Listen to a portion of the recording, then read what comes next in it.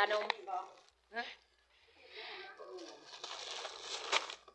หิวเลยบ่เฮ้ยครับเล่น บ่ยังบ่อยากเขายังกิน ได้ขนมจืดนะ เอาไปถิ่มอยู่นี่บ่ใครว่า ขี่ขยะนะมั้งเอาไปสิเฮ้ยมึงฮักเขาเด้อเดี๋ยวให้ซื้อในตะเวนมา เขาจะเอาเสียนอะไรจะพาไป ตะเวน ห่อมาห่อ เด กิน ตะเว กัน น น่ะ คนไล่อาชีพเช้าหน้าในกู้ไม่ค่า เป็นได้ทุกอย่าง เพราะว่าคานามันเบิร์ดของสเปรย์ลงคลองแล้วมันเต็มเลย บอก มันเลยถึงตัวเอฟกูมันแล้วนะ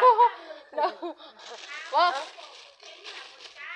ใช่ว่ามันตาย นะคะกระมันเบิร์ดเดี๋ยวสิเต้ลงคลองนี่ยามะ เขาไม่ใช่ตัวอีเลยเจ๊เอ็งว่า1 6 2 6ไม่เอาเราอยู่คลองเต็มสิคลองเลยว่ะไม่ได้เพราะว่าอยู่เทิงเอฟกู บอก